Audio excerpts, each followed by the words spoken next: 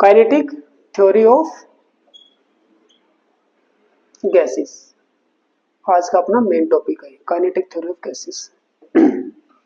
देखो भाई, इस थ्योरी को बिल्डअप किसी एक साइंटिस्ट ने नहीं किया है, पहली बात तो ये है, ठीक है। ये टाइम टू टाइम इसके अंदर जो ना मॉडिफिकेशंस होते रहे हैं, एक दो पॉइंट ऐड होते रहे हैं, जो जो डिस्कवरीज होती गई उसके अंदर आता गया। इसकी जो शुरुआत की थी वो की थी बर्नौली ने, ठीक है, Bernoulli in the year 1837, okay 1837 में इसकी शुरुआत की थी बर्नौली ने। 1738 में, बेटा इस ईयर को थोड़ा सा ध्यान रखो, 1738। और फिर उसके बाद में जो मॉडिफिकेशन किया, मॉडिफिकेशन करने के बाद में इसको पुटअप किया था क्लेसियस ने, ठीक है, क्लेसियस ने इन द ईयर 1857, ओके। फिर इसके बाद में इसको बोला जाने लगा kinetic molecular theory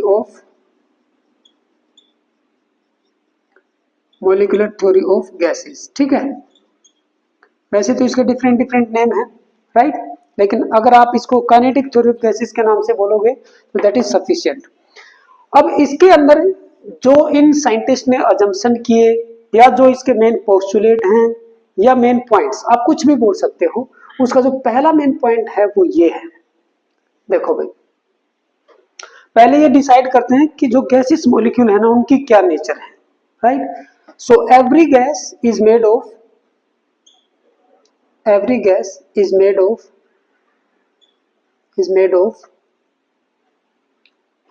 same particles. Every gas is made of similar particles, made of tiny particles known as molecules, okay, molecules. All the molecules of a gas,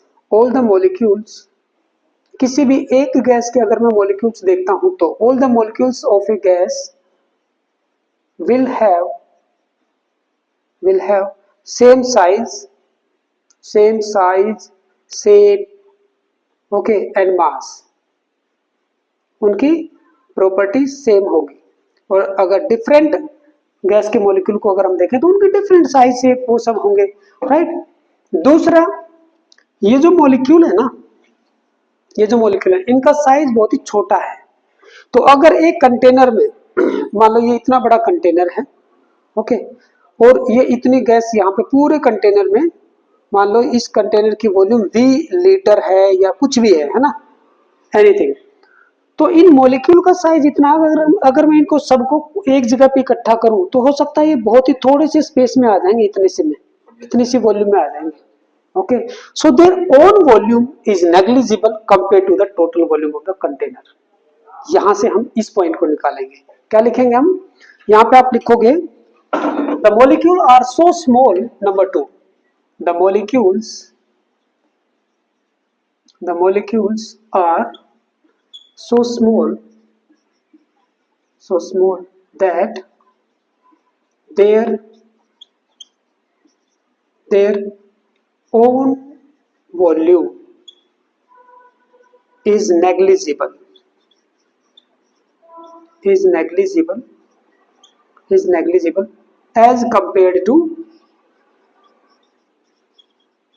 as compared to total volume of the container,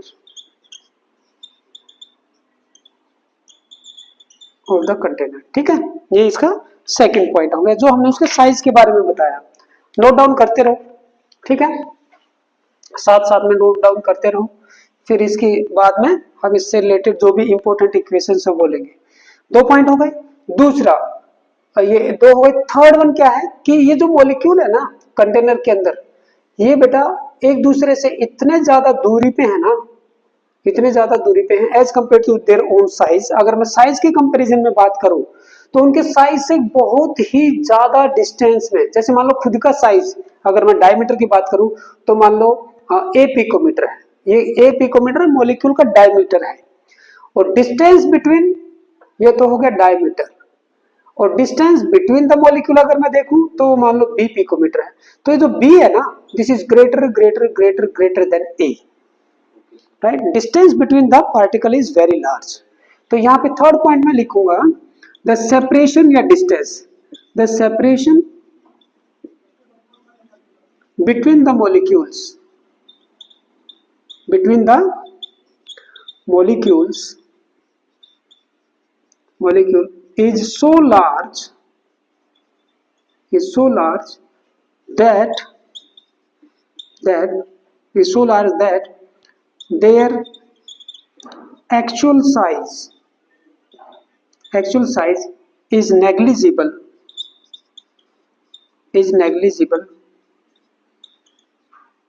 in comparison to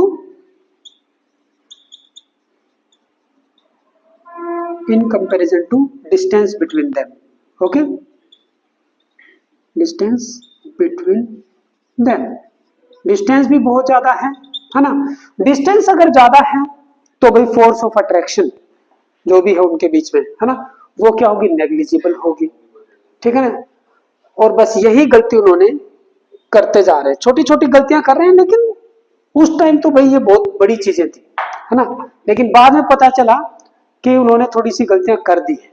चौथा point क्या उन्होंने दिया कि भाई the force of attraction, भाई distance इतनी ज्यादा है, the force of attraction between molecules is negligible, right, is negligible. इसका मीनिंग क्या है, अगर फोर्स ऑफ अट्रैक्शन नेग्लिजिबल है, so they are free to move in all the directions, okay, and hence they move, these move freely in all directions,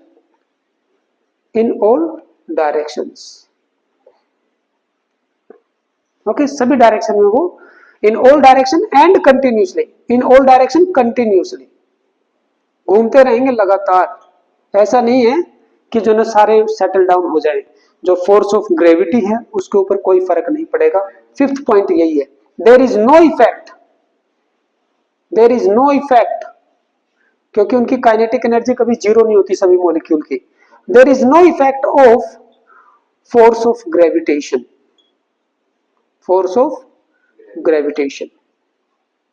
किसके ऊपर, on the moving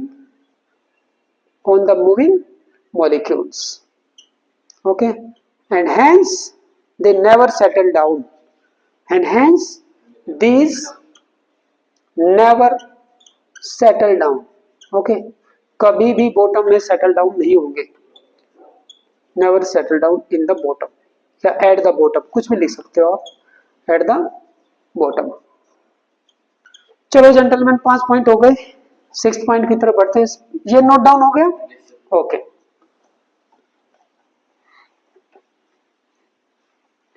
force of attraction की बात हो गई, है ना, distance between them हो गया। अब एक काम करते हैं, उनका कोलिजन देखते हैं, कोलिजन कैसा हो रहा है उनके बीच में। देखो भाई कोलिजन जो ना, अगर देखा जाए तो 2 तरीके के होते हैं।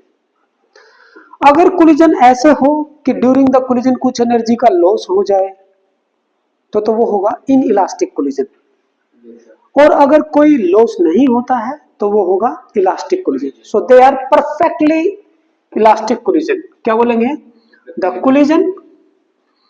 Collisions between molecules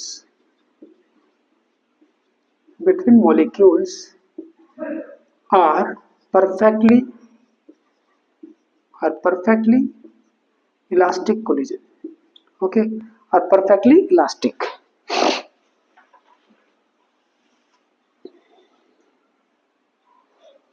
okay, are perfectly elastic because क्योंकि because these are taken as perfect elastic hard sphere, ठीक है ना। इतने हार्ड स्फीयर हैं कि जब अगर वो एक दूसरे से टकराएंगे ना तो डिफॉर्म नहीं होगी उनकी शेप, जैसे एक स्टील की गोलियां देखी होंगी आपने, बिल्कुल छोटी छोटी, है ना, उनको अगर कोलाइड करवाओ तो डिफॉर्म नहीं होती, लेकिन वही आप दो बैलून को अगर टकराओगे तो डिफॉर्म हो सकते हैं। तो वो परफेक्टली इलास्टिक हार्ड स्फीयर नहीं होते बैलून, ठीक है, लेकिन जो स्टील वाली जो आप मान सकते हो very near to perfectly elastic. हालांकि पूरी दुनिया में 100% नहीं होगा, बट वी मे कंसिडर कि भाई वो मॉलिक्यूल इतने छोटे हैं और जब वो एक दूसरे से टकराते हैं ना, कोलाइड करते हैं, तो उनकी शेप डिफॉर्म नहीं होती है, they are taken as okay the collision between the molecule are perfectly elastic because these are taken as perfect elastic hard sphere. तो अगर मान लो परफेक्टली इलास्टिक हैं तो इसका मतलब there will be no loss of energy, okay, so no loss of energy और linear momentum, ये भी लिख दो बेटा। हालांकि ये जो वर्ड है ना लीनियर मोमेंटम, ये उसमें यूज नहीं किया गया था, लेकिन अगर मैं इलास्टिक कोलिजन को देखता हूं तो उसमें sum of linear momentum before collision and after collision is always same, लेकिन उन्होंने केवल एनर्जी की बात की थी। तो एक काम करो, यहां पे तो एनर्जी की बात रखो, लेकिन दिमाग में ये रखना कि हाँ भाई इलास्टिक कोलिजन में लीनियर मोमेंटम भी कंजर्व रहती है और एनर्जी भी। So no loss of energy takes place during collision, right, during collisions. तो ये हो गई कोलिजन की बात, ठीक है जी। कितने पॉइंट हो गए? 6, राइट। अब बात करेंगे कि क्या सभी मॉलिक्यूल की एनर्जी सेम रहती है? नहीं। Number 7 point, different molecule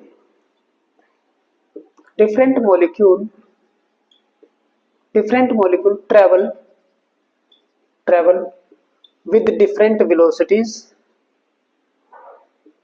with different velocities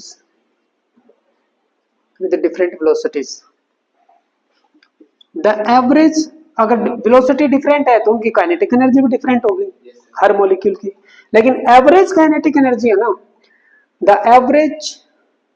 average kinetic energy of the gas is directly proportional to under root of temperature. ये इन्होंने बेसिक एक अच्छा सा मतलब मैथमेटिकल फॉर्म में एक बढ़िया लो दिया था। नोट डाउन करो कितने पॉइंट हो गए? 7।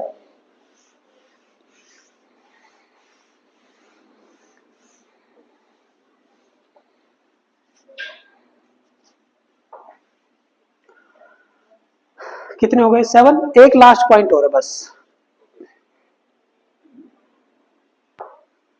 भाई। हमने देखो साइज की बात की है ना, उनके बीच में सेपरेशन की बात की है ना, फोर्स ऑफ अट्रैक्शन की बात की, फिर उसके बाद में हमने कोलिजन की बात की, ओके, और ग्रेविटेशन का क्या इफेक्ट है उसकी बात की, राइट, फोर्स ऑफ अट्रैक्शन उनके बीच में नेग्लिजिबल है वो बात की।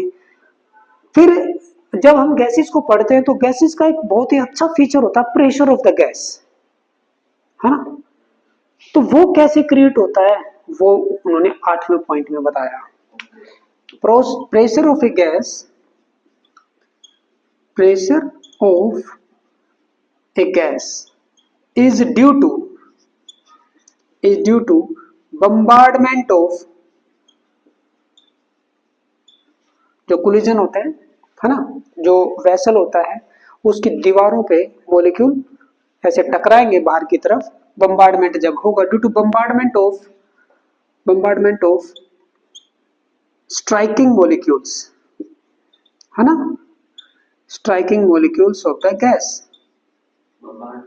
बम्बार्डमेंट मतलब कोलिजन, जब वो स्ट्राइक करते हैं, जो टकरा स्ट्राइकिंग मॉलिक्यूल मतलब टकराने वाले molecule, bombardment of striking molecule on the vessel, on the container internal wall, on the containers wall, containers की जो wall होती है उसके ऊपर स्ट्राइकिंग मॉलिक्यूल जो होते हैं उनकी बम्बार्डमेंट की वजह से प्रेशर क्रिएट होता है। is due to bombardment of striking molecule on the container wall। और ये जैसे मान लो ये कंटेनर है ना, यहाँ पे गैसेस मॉलिक्यूल है, तो ये जो प्रेशर होता है ना, it is same in all direction. ऐसा नहीं है कि भी मॉलिक्यूल में एक पर्टिकुलर डायरेक्शन कि भाई हम तो ईस्ट में ज्यादा टकराएंगे, नो, वो कोई भेदभाव नहीं करते हैं, वो नेचर के अकॉर्डिंग चलते हैं, सबको बराबरी का हिस्सा। इस डायरेक्शन में भी सेम प्रेशर, इधर, क्योंकि प्रोबेबिलिटी जो रूल है ना बेटा, वो नेचर के अकॉर्डिंग चलता है, प्रोबेबिलिटी है ना, कि भाई हर डायरेक्शन में सेम प्रोबेबिलिटी है, तो वो प्रेशर क्या होगा, इक्वल होगा। Okay, so this is all about the kinetic theory of gases. पूरी काइनेटिक थ्योरी ऑफ गैसेस को आप मेनली कैसे कर सकते हो, काइनेटिक थ्योरी ऑफ गैसेस, केटी को आप पहले तो मॉलिक्यूल्स के बारे में बताओगे, उनकी क्या क्या प्रॉपर्टीज है ना, ठीक है, मॉलिक्यूल्स के बारे में, उनका साइज छोटा है, सेपरेशन बिटवीन देम ज्यादा है, okay, they are moving with different velocities, okay, so they are having different kinetic energy, their kinetic energy is directly proportional to temperature, okay, molecule की property होगी। फिर उसके बाद में बताओगे उनके collisions के बारे में, ठीक है, collision से आप ये निकालोगे कि बिफोर collision आफ्टर collision, हाँ, परफेक्टली इलास्टिक collision होगा और एनर्जी लॉस नहीं होगा, है ना। फिर आप बताओगे कि collision जब कंटेनर की वॉल के साथ होता है उनका, तो प्रेशर क्रिएट होता है। फिर उसके बाद में आप क्या बताओगे कि भाई ग्रेविटेशनल फोर्स, और फिर भाई फोर्स बिटवीन द मॉलिक्यूल, यानी कि इंटरमोलिकुलर, आईएमएफ की बात करोगे आप, इंटरमोलिकुलर फोर्सेस ऑफ अट्रैक्शन क्या नेग्लिजिबल है, ये भी नेग्लिजिबल है, ये भी नेग्लिजिबल है, इसमें सारे पॉइंट इंक्लूड हो जाते हैं। ओके, मेनली क्या क्या, nature of molecules, type of collisions, है ना, एनर्जी की थोड़ी सी बात कर दो, प्रेशर की बात कर दो, है ना, और force of attraction between them, खत्म हो जाएगा ये, ठीक है। इन सब पॉइंट को लगाते हुए, ठीक है, वो एक नतीजे पे पहुंचे, और वो नतीजा क्या था, वो था हमारा kinetic gas of equation, very important, kinetic gas of equation, इसको पढ़ना है, समझना है, काइनेटिक गैस ऑफ इक्वेशन क्या है। According to this equation, PV is equal to 1/3 mnu square. इसके अंदर एक एक टर्म के बारे में हमें पता होना चाहिए। P इज द प्रेशर, ये हमें पता है, सबको पता है P इज द प्रेशर। अच्छा, ये याद रखना, अगर मान लो ये SI यूनिट में है तो ये भी SI में, सारे के सारे SI यूनिट में होंगे। V is the volume, okay, M is the mass of each molecule, या मास ऑफ वन मॉलिक्यूल समझ लो, एक मॉलिक्यूल का mass, mass of one molecule, mass of one molecule, okay, N is the total number of molecules, total number of molecules. तो एक बात बताओ, ये एक का मास, ये टोटल नंबर, दोनों को मल्टीप्लाई कर दिया तो टोटल मास नहीं हो गया, isn't it? And what is U? U is equal to root mean square velocity, RMS, root mean square velocity है ये। मैंने आपको एक बार पढ़ाया था, there are 3 type of velocities, जो हम मैक्सवेल बोल्ट्जमैन डिस्ट्रीब्यूशन कर्व हो गया, हुआ था ना एक बार, किस में हुआ था, ये वाला कर्व मैंने आपका करवाया था ऐसे करके, मैक्सवेल बोल्ट्जमैन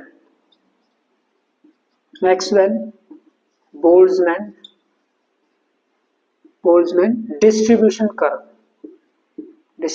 कर्व, यहां पे लिख लो velocity distribution curve, velocity oblique velocity या फिर एनर्जी, एक ही बात है। तो भाई देखो, वाई एक्सिस पे उसने क्या लिया, वाई एक्सिस पे लिया fraction of molecules, fraction of molecule भाई, फ्रैक्शन, मान लो v1 वेलोसिटी वाले मॉलिक्यूल कितने हैं, n1 है ना, तो कितना फ्रैक्शन हुआ v1 वेलोसिटी वालों का, भाई टोटल नंबर मान लो n मॉलिक्यूल्स हैं, तो फ्रैक्शन हुआ n1/n, ये f1 है ना, fraction of molecule having velocity v1। सबकी वेलोसिटी तो v1 नहीं होगी भाई, 100 में से हो सकता है 4 मॉलिक्यूल की वेलोसिटी v1 हो, तो v वो क्या हो गया, 4/100 क्या हो गया, वो फ्रैक्शन हो गया ऐसे मॉलिक्यूल का जो v1 वेलोसिटी रखे हुए हैं। Same way v2 velocity n2 molecule रख ले, लेकिन कितने में से, n में से, तो ये हो गया fraction of molecule having velocity v2, इसको मैं लिख दूंगा, v2 वेलोसिटी वाले कितने हो जाएंगे, ये फ्रैक्शन आ जाएगा F2। तो इस एक्सिस पे मैं ले रहा हूं फ्रैक्शन, यानी कि number of molecules divided by total number of molecules, total number of molecules, यही रहेगा ना। और इस एक्सिस पे मैं ले रहा हूं वेलोसिटी, ठीक है जेंटलमैन, इस पे वेलोसिटी है, ठीक है जी। तो एक बात बताओ, जीरो वेलोसिटी वाले कितने मॉलिक्यूल होंगे? कोई नहीं होगा। मैंने आपको बताया ना कि all molecule are moving in different different directions. तो जीरो वेलोसिटी वाले जीरो, तो फ्रैक्शन भी क्या होगा, 0/n, जीरो आएगा। अब हमने देखा कि यार एक काम करो, इतनी सी वेलोसिटी वाले बताओ। अब ये स्केल के ऊपर कुछ भी हो सकता है, मीटर पर सेकंड या सेंटीमीटर पर सेकंड या माइक्रोमीटर पर सेकंड, कोई एक स्केल है। मैंने एक छोटी सी वेलोसिटी की वैल्यू देखी कि यार इतनी वेलोसिटी वाले कितने होंगे, बोले सर इसमें तो ना इतने से होंगे। चलो भाई मैंने एक काम किया, ये और ये पॉइंट ऐसे आया यहाँ पे, फिर इतनी वेलोसिटी वाले बोले सर इतने से होंगे, लग रहा है इतने से, है ना, इतनी वेलोसिटी वाले। ऐसे करते करते जब मैक्सवेल और बोल्ट्जमैन जो दो डिफरेंट साइंटिस्ट थे, वो बोले देखो भाई अलग अलग मॉलिक्यूल की वेलोसिटी तो हमें वैसे भी कोई मतलब नहीं है, और दूसरी बात ये जो एक मॉलिक्यूल है, ये जो मॉलिक्यूल है अगले ही पल कोई दूसरा मॉलिक्यूल आया और इससे टकराया, इसकी वेलोसिटी चेंज हो गई, तो बोले हमारे किस काम की, है ना, तो चेंज होती रह रही है। तो हमें क्या करना, लेकिन एक काम कर सकते हैं, एक पर्टिकुलर टाइम जैसे t1 पे हम ये देख सकते हैं कि इतनी वेलोसिटी वाले टोटल मॉलिक्यूल कितने होंगे। हो सकता है कि एक मॉलिक्यूल की वेलोसिटी यहाँ पे चेंज हो गई हो, लेकिन वहां दूसरे रीजन में उस वेलोसिटी को गेन करने वाला कोई दूसरा मॉलिक्यूल हो, है ना। तो भाई वहां पे जब इन्होंने फाइंड आउट किया कि इतनी वेलोसिटी ऐसे ऐसे सारी वेलोसिटीज के लिए फ्रैक्शन निकाला, तो उनका जो ग्राफ है ना वो कुछ इस तरीके से आया बेटा, ऐसे मैक्सिमा को टच किया और फिर स्लोली स्लोली स्लोली फिर ये डाउन होता चला गया, and now it becomes parallel to the axis. ये इनफाइनाइट पे जाके टच करेगा, क्योंकि इनफाइनाइट वेलोसिटी वैसे तो बहुत कम मॉलिक्यूल की होगी, लेकिन हो सकता है 10 मॉलिक्यूल, 5 मॉलिक्यूल, 4 मॉलिक्यूल, 2 मॉलिक्यूल, 1, तो it will touch after very high velocity values, और you can say at infinite velocity. अब इसके अंदर this was the Maxwell Boltzmann velocity distribution curve. अब मुझे पता है वेलोसिटी के डायरेक्टली प्रोपोर्शनल होता है काइनेटिक एनर्जी, है ना। काइनेटिक एनर्जी अगर मैं देखूं तो किसके बराबर होता है, हाफ mv² होती है ना, हाफ mv² होती है कि नहीं। तो एक बात बताओ, अगर मान लो वेलोसिटी की वैल्यू ये है तो काइनेटिक एनर्जी की वैल्यू कितनी आएगी, उसका मैं स्क्वायर लूंगा, इतनी सी आएगी, डबल हो जाएगी लगभग, है ना, डबल या ज्यादा भी हो सकती है। जैसे 2 का स्क्वायर 4, 4 का स्क्वायर 16, कुछ ना कुछ ज्यादा होगी, और ज्यादा वैल्यू होगी तो और ज्यादा, और तो एक ग्राफ आएगा ऐसे ही, लेकिन मतलब shape of the graph will be same, you can से ऐसे करके जाएगा, बट ये है कि भाई थोड़ा ऊपर बनेगा। तो मैं फिलहाल क्या कर रहा हूं, केवल वेलोसिटी वाला ग्राफ ले रहा हूं, ठीक है। तो नेचर जो काइनेटिक एनर्जी अगर मैं लूंगा ना तो सेम तो सेम ही होगी। अभी फिलहाल वेलोसिटी वाले को डिस्कस कर लेते हैं, it is very very important.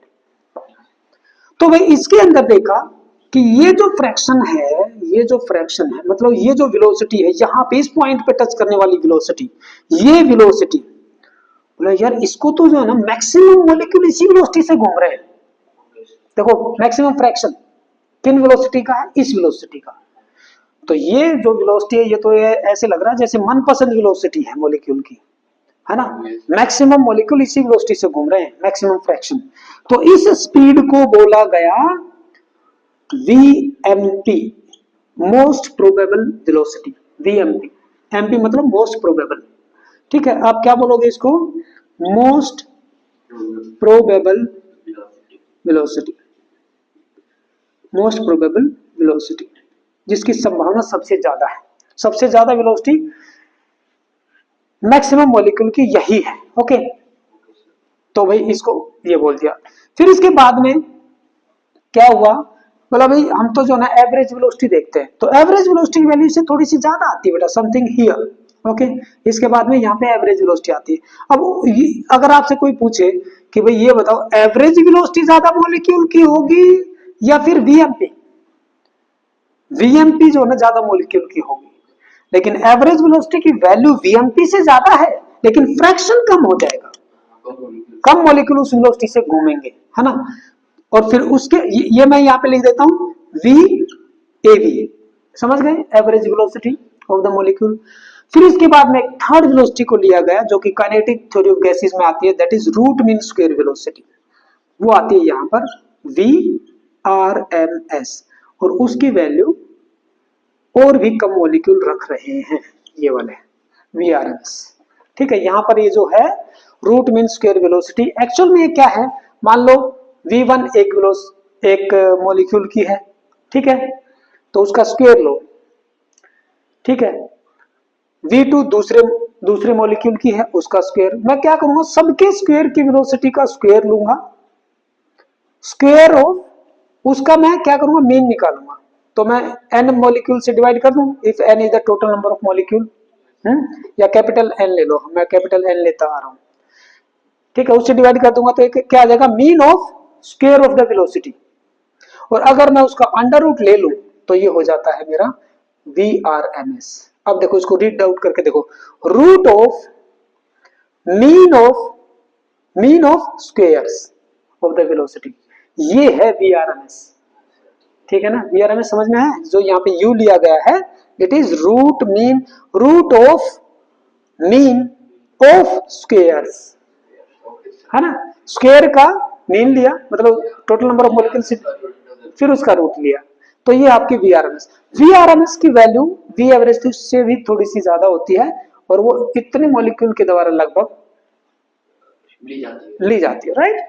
अब यहाँ पे एक्सपेरिमेंटल एंड कैलकुलेशन से एक डाटा आया मेरे पास, वो क्या कि भाई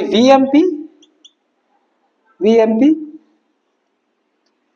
ratio V average ratio VRMS, इनका रेशियो क्या आता है, 1:1.124, ठीक है, और 1.228, 1.124। एक सेकंड में इसका ये डाटा एक बार चेक करता हूं बेटा, अदरवाइज ये गलत हो जाएगा। 1.128, ये 128 है, 28 है बस, और ये 224 है, इतना गड़बड़ था, 1.224, ठीक है। हाँ, ये रेशियो है बेटा, इसको थोड़ा सा याद रखना है आपको, न्यूमेरिकल में काम आएगा। 1:1.128 रेशियो 1.224, ठीक है, 128 एंड 224, थोड़ा सा 5, 7, 12 अगर आप लिखोगे ना तो याद हो जाएगा, कुछ आप जब आप न्यूमेरिकल सोल्व करोगे तो उसमें याद हो जाएगा, ठीक है। इस डाटा को मैं कैसे यूज कर सकता हूं, this upon this will be equal to this upon this, या फिर this upon this will be equal to this upon this, कोई भी दो मैं रेशियो में ले सकता हूं, ठीक है ना। जैसे आपको ये बता दी जाएगी, ये पूछ लेंगे, ये बता दी जाएगी, हो सकता है ये पूछ लेंगे, तो ये रेशियो याद करना, अकॉर्डिंगली न्यूमेरिकल में देखना क्या गिवन है क्या नहीं, और वो फाइंड आउट कर देना, कर सकते हो, ठीक है। अच्छा, अब मैक्सवेल बोल्ट्जमैन डिस्ट्रीब्यूशन कर्व हमने देख लिया वेलोसिटी का, इसकी आउटकम क्या निकली, इसकी आउटकम क्या निकली, ये तो हमने समझ लिया। ये एक टेम्परेचर मान लो T1 टेम्परेचर पे हमने फाइंड आउट किया, जब एक हायर टेम्परेचर पे देखा गया ना इस ग्राफ को, जैसे T1 पे था, मान लो मैं T2 टेम्परेचर पे देख रहा हूँ और वो बढ़ा हुआ टेम्परेचर है, तो ये पूरा का पूरा ग्राफ राइट में और नीचे की तरफ शिफ्ट हो गया, किधर, राइट में और नीचे की तरफ, it was something like this.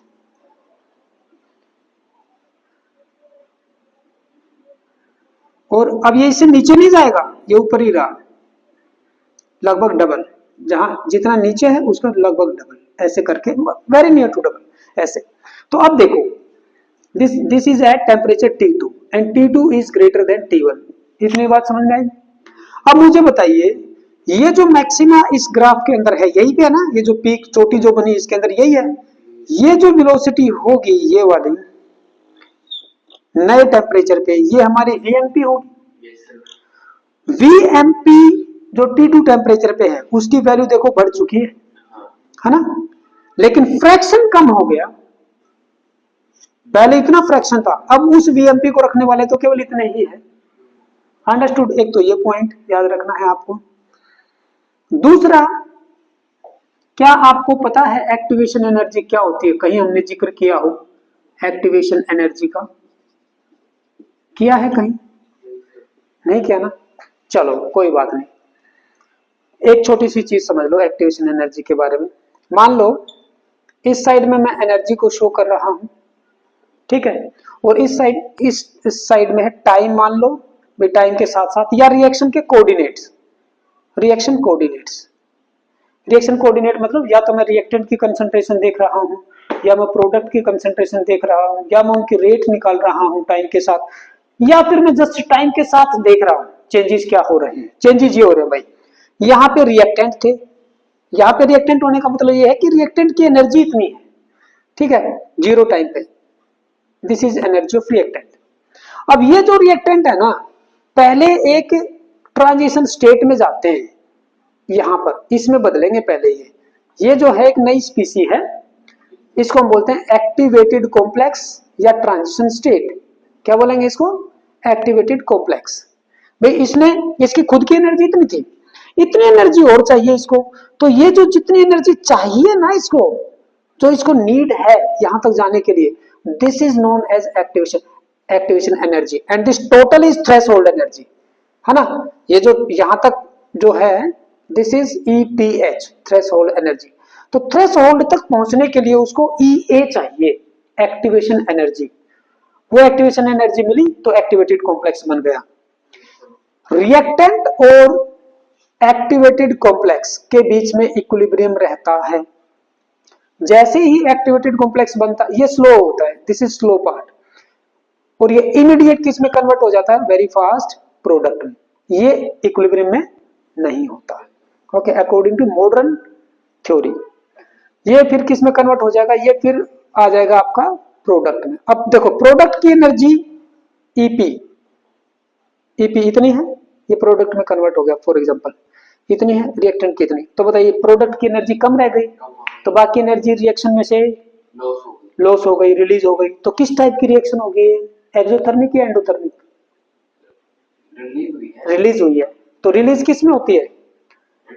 No no no, एक्सो, एक्सो का मतलब होता है बाहर, एक्सोथर्मिक, एक्सोथर्मिक रिएक्शन का ग्राफ है।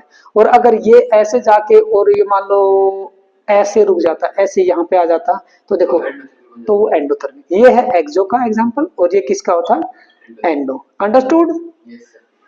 तो ये होती है एक्टिवेशन एनर्जी। समझ में आ गया एक्टिवेशन एनर्जी का? तो एक बात बताओ, इस ग्राफ पे मान लो मेरी एनर्जी की वैल्यूज है कहीं ना कहीं, भाई यहाँ पे इतनी एनर्जी, यहाँ पे इतनी, यहाँ पे आती है for example activation energy. Activation energy reactant को मिलेगी तभी वो प्रोडक्ट में कन्वर्ट होंगे, नहीं तो रिएक्शन फॉरवर्ड डायरेक्शन में नहीं जाएगी। तो एक बात देखो, इतने टेम्परेचर पे, T1 टेम्परेचर पे जिन मॉलिक्यूल की एनर्जी, एक्टिवेशन एनर्जी है इनसे ज्यादा है, वो देखो कम से कम इतने मॉलिक्यूल है, इतने से, है ना, इतने मॉलिक्यूल है। लेकिन अगर मैं टेम्परेचर को बढ़ा देता हूं तो यही एक्टिवेशन एनर्जी देखो अब इतने मॉलिक्यूल की हो गई। तो इसलिए कहा जाता है, और इट बिकम्स ऑलमोस्ट डबल, इसलिए कहा जाता है कि अगर मैं 10 डिग्री टेम्परेचर बढ़ाता हूं ना, 10 डिग्री टेम्परेचर, तो rate of reaction almost double हो जाती है। इस चीज को एक्सप्लेन इसी ने किया था। एक ये T1 लिया गया, एक T2, T2 किसके बराबर मान लिया? T1 प्लस 10 डिग्री पे देख रहे हैं हम, तो ये ग्राफ ऐसे आया था, ठीक है। ये जो फ्रैक्शन है, it became double of this, okay. तो मैक्सवेल बोल्ट्जमैन डिस्ट्रीब्यूशन कर्व से मैं इस जनरलाइजेशन को एक्सप्लेन कर सकता हूं कि with 10 degree rise in temperature rate of reaction becomes almost double. Maximum case में ऐसा देखा गया है, ठीक है, ओके, राइट। ये चीज समझ में आ गई? कई बच्चों को समझ में नहीं आती सर ये है क्या। ये एनर्जी पोटेंशियल एनर्जी है, ठीक है, पोटेंशियल एनर्जी समझो या total energy of the molecule समझो। उसकी दो तरह की एनर्जी होगी, काइनेटिक एनर्जी या पोटेंशियल एनर्जी। तो टोटल एनर्जी समझो रिएक्टेंट की इतनी थी, प्रोडक्ट में कन्वर्ट नहीं होंगे जब तक ये इसमें कन्वर्ट नहीं होगा, इसके लिए चाहिए एक्टिवेशन एनर्जी, फिर उसके बाद में ये फास्टली प्रोडक्ट में कन्वर्ट हो जाएगा, right. So this is our energy and reaction coordinate graph. Reaction coordinate में या तो हम टाइम के अकॉर्डिंग देखते जा रहे हैं, या हम ये देखते जा रहे हैं रिएक्टेंट कितना था, अब क्या बन गया, है ना, फाइनली क्या बना, वो कुछ ना कुछ हम चेंजेस देख रहे हैं, either change in concentration of reactant और change in concentration of product. Product बनते जा रहे हैं, रिएक्टेंट कम होते जा रहे हैं, तो वो होते हैं रिएक्शन कोऑर्डिनेट्स। तो या तो मैं यहाँ पे लिखूंगा रिएक्शन कोऑर्डिनेट्स या फिर टाइम, है ना, ये सब टाइम के साथ ही चेंजेस हो रहा है।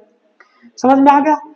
ऐसे आपसे पूछा जा सकता है, दो डायग्राम दे देंगे, बोलेंगे बताओ ये किस टाइप की रिएक्शन होगी, एक्सोथर्मिक या एंडोथर्मिक, तो वो आप फाइनल प्रोडक्ट और रिएक्टेंट की एनर्जी को कंपेयर करके पता करोगे।